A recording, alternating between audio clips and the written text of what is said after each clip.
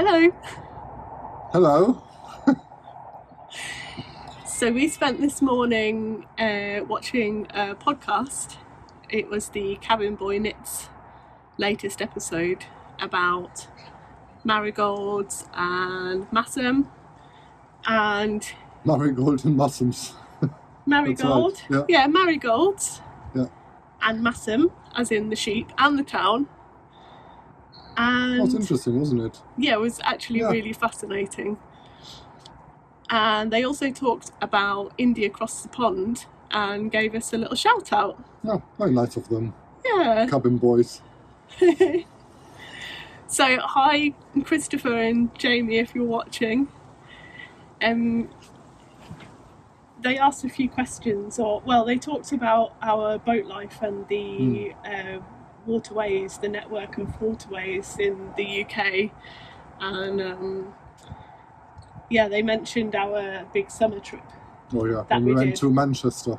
Yeah, we didn't go all the way up to Scotland, we went up to Manchester, which for us is north, but people in Scotland would laugh at the concept of Manchester being north. But we're Midlanders, so there we have it. Yeah, and so on that trip last summer we did over 200 locks, which was no mean feat. So they asked, who does the locks? So does one of us go, it's your turn to do the next one? I don't do them. No, I steer the boat and have lots of beer. That's the thing to do. Yeah, so generally Marcus is the tillerman and I do the Lockwheeling. And Joe and Zach are helping and Bryn. Yeah, so the kids now are at an age where they can help as well. So last summer was the first time that we had a trip where I had some real good help, actually, wasn't it? Otherwise they were just playing and doing things and run away and or just scared the crap out of us by running around by the waterside. But yeah, so I dug through the archives and I discovered that we actually filmed one of the locks that we did last summer, and I put the video on Instagram stories, but I didn't put it on YouTube.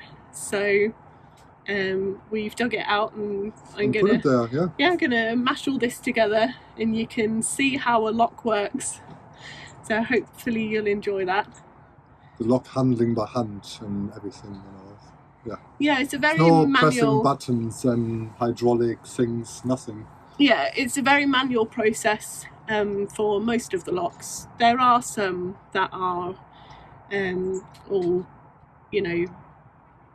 press a button type thing, but they're more like, we went through the one. They're the ones who go out to sea, which we not doing with our narrowboat because it will sink. Yeah, narrowboats are not good on the sea. But there was the one on the River Trent, wasn't there? Was it when we came off of the river and then onto the Trent and Mersey? Yeah, the first lock. Yeah. I'm trying to remember what it's called. Is it Sawley Lock or there's another? Anyway, we can't remember, so we'll...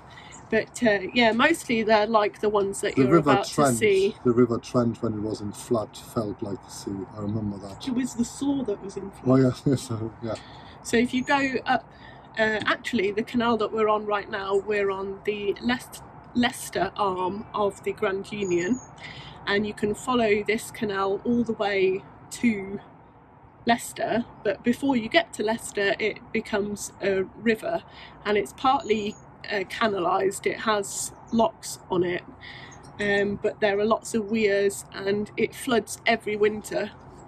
And then it joins the River Trent, which is a big river. Yeah, so if you follow the River Saw all the way through the city of Leicester and out the other side, you get to about Ratcliffe on Saw, that big power station, the big cooling tower chimney things. And then you turn onto the River Trent, and now that made us feel really small, didn't it? Currents and yes. Anyway. So mostly we stick to the canals, but that's more to do with our studio location because it's near the Grand Union. Yeah, and most of the locks are this small, very manual type that's been around for hundreds of years. So the one you're about to see is a narrow lock, but you also get wide locks where you can fit two narrow boats side by side, or you can fit like one wide beam, more like the Dutch barge type boats. You can fit one in. So not all boats can go everywhere on the UK system. If you've got one like ours, which is, so it's like just over 7 foot wide on the outside, and then ours is 60 foot long, which means technically we wouldn't fit in some of the locks that are up north. No. There are some that can only fit 57 foot. But if you have a standard narrow boat that is 57 foot long, you can go everywhere on the system. But if you're outside of those bounds, then there are restrictions as to what you can do. Physical restrictions. Yeah. Yeah, anyway, so when we do locks, it's always me who does them. Marcus on the tiller, usually with a beer in hand. Sometimes you even get your fiddle out, don't you? Yeah. Yeah, sometimes he gets his violin out and plays us music, because there's lots of waiting around, isn't there, for you. So that's lovely. I really like, I just like the activity of doing the locks. It's quite physical, it's a good workout, and you get a walk as well. It's like chopping wood for your cabin. Is that trying to like link back to cabin boy knits? In a subtle way. In a kind of unsubtle way, because it didn't really work. Yeah. But yeah, it's good exercise, it's good fun, and you can look at a flight of locks and look down and see the work that you've done bringing the boat either up or down. Same amount of work either way. Yeah, we did try it the other way around, didn't we, in the beginning? We tried taking turns, but you don't really get into the rhythm of it, do you? So it's quite good to, you get into a rhythm where the boat's maybe going up or down in the lock, and if the next one is close by, and especially if you have crew, somebody can be going to the next lock and getting that one ready for the boat, so you keep the boat moving as much as possible, and not falling off that little Prince chair. Marcus is sitting down on them. I'm not going to move the phone, it's going to fall off. Right. But yeah, so we found it's better just to have one person on the tiller and one person doing the locks, and so we fell into that way of doing it, and we like it that way. Yeah, cool. So I will tack the other video on the end of this, and hopefully you find it informative. But yeah, thank you so much for the shout out in your podcast. We're subscribers now, so we're going to keep track of what you're doing. We don't subscribe to many. No.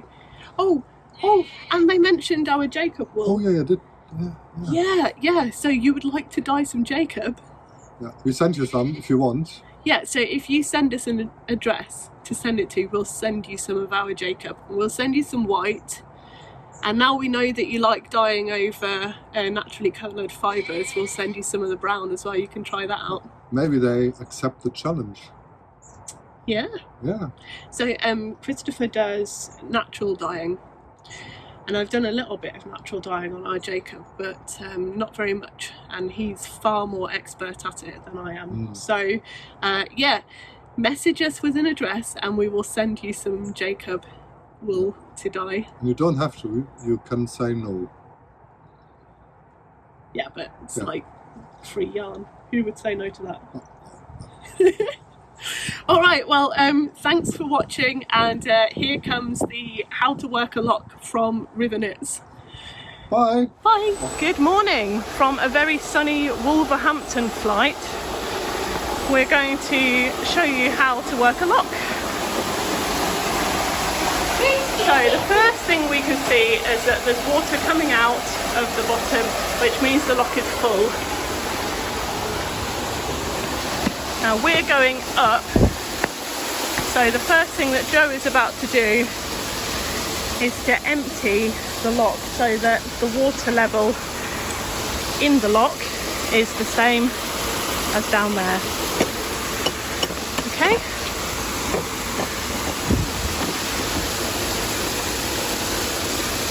Right, these locks are a little bit different. They have an anti-vandal thing on them. I like that. You can't wind the paddle until that's unlocked. Right, so Joe is winding the paddle. What this does is it opens a sluice down below.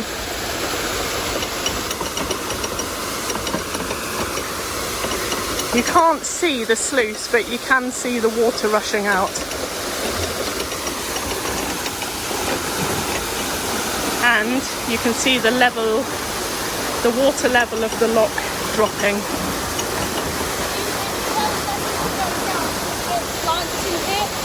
You can see where they sink. The water. That means that the water is going down. Yeah. You put in something like a floaty thing that's big enough to not get through the gap, then you'll know if it's going down with the water. Right, the next thing Joe is going to do is walk across the gate here. And he's going to wind the paddle on the other side. Do not make the larger lock, especially if it's like this. You have been warned. Okay, that thing that he's using is called a windlass. It's just got a square hole in it, and it fits on the end of the spindle here, on here. I'm trying to get the camera to focus on it. Oh, there we go. Okay, so that winds this, which winds the shaft, and I'll just climb over the gate so you can see. There's a rack and pinion here, and when the rack is lifted, that's when it's lifted the sluice down below the waterline.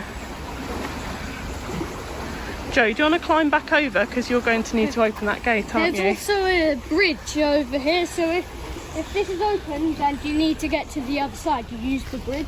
That's true. And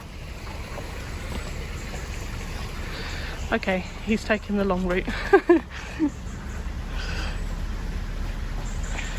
Yeah, these locks are good because they have a handy little walkway on the gates themselves.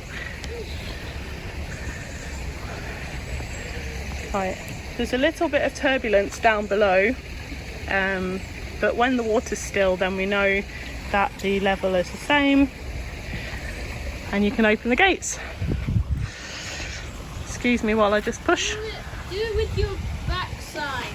Safest way to do it is to put your back to the gate, because sometimes it can be slippy, and if you slip over, it's better to fall on your bum. Don't do this. Don't.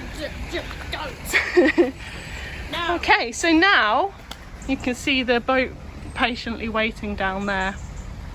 Okay, Marcus will bring the boat in now. While he's doing that, we're going to drop the paddles down again, aren't we? If you think of a lock like a bathtub, then on the bottom gates, which is where we are now, they're like the plug hole, and on the top gate is like the tap. So what we need to do now is we're going to want to fill the lock in order to bring the boat up to the level of the canal up ahead. And as you know, you can't fill a bath with the plug hole open, so we have to drop these paddles. There we go. So Marcus has brought the boat in. It just fits in the locket, so these are narrow locks, and we're now going to close the gates. It's quite hard to film this while working it, I have to say. You know, I've had a lot of experience with lots of locks, and I think this new windlass has Yeah, Joe's got a new windlass and he's finding it a lot easier to work the locks with it. Okay, so this is the top. So what you can see now is that the boat is down there and the canal is up here. So we need to fill the bath effectively.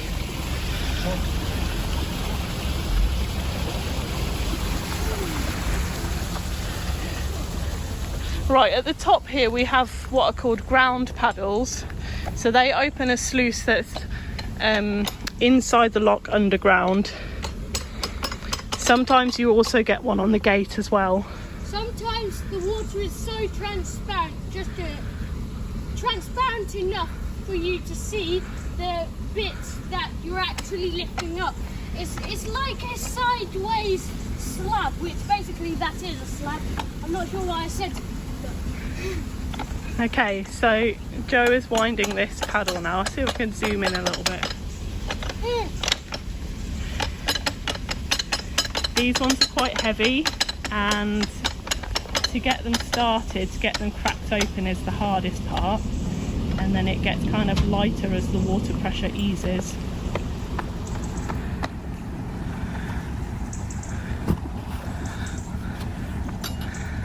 Okay, and because he's a keen bean, he's doing the next one as well. Morning.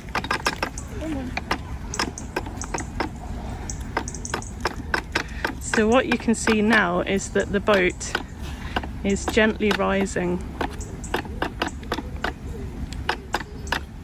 When you're going up in a lock, you do have to be careful because the strong water flow can make the water will rush into the back of the lock, and then it will rebound off the bottom gates and push the boat forward. That can be bad if the boat rushes right forward and smacks the gate and then opens the gate a little bit. All the water that's at this level can fall in the lock at that level, and that can flood your boat. So we try and open those top paddles nice and gently.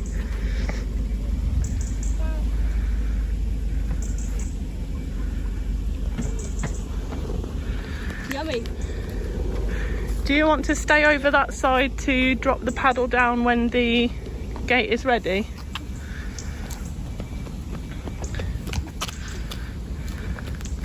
Hi Zach. Hello. So the other thing with working locks is that because you've got gates opening and closing, you can end up kind of trapped on the wrong side of the canal. So I'm standing on the towpath, and that's the route we need to take to the next lock. But Joe is standing on what we call the offside.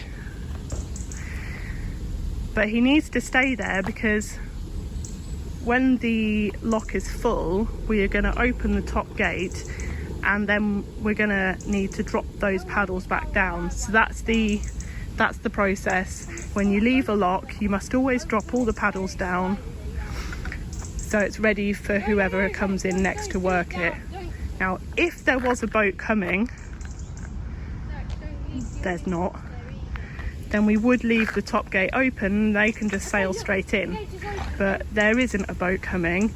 We don't know if the next boat is going to be coming down or coming up like we did.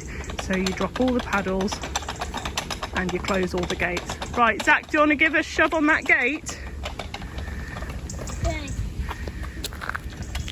Joe's going to try and hop across now before the gate opens. That's it, Joe. Maybe push it on the other side. That's it, Zach. Push from there. That's it. Push with your back. Put your back to it. Put your back to it. Or Right, Joe, hop across, please, and then you can help him out. Right, what we are doing is leaving that paddle open until the gate is open, aren't we, Joe? Yep. Are you going to help your brother? Okay, let's go. Zach, put your back to it. Or at least the part of your back that can push this. Yeah.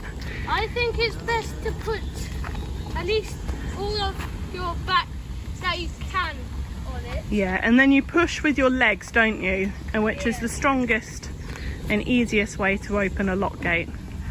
Right, so the way is clear now. You see the boat has come from below that bridge up to this level, And the boat's going to pass out of the lock now, and we've risen several feet, I don't know, 4 foot or something on this lock. Joe's now dropping the paddle back down again, so that's like closing the tap.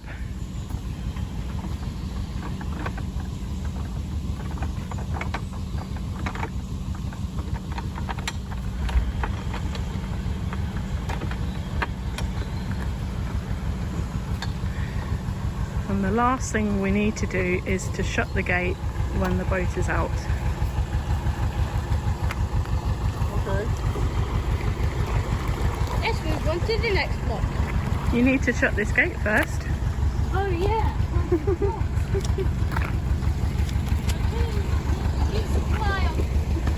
Now, because I'm filming rather than actually working, this is going to be a bit slower.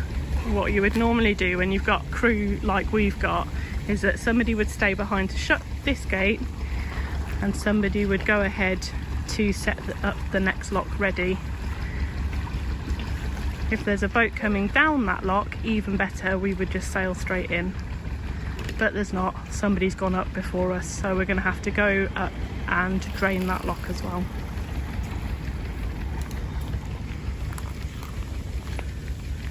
Okay, now There we are.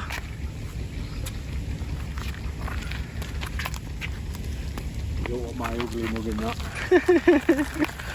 All done, well done. Exactly that. We're going to the next lock now.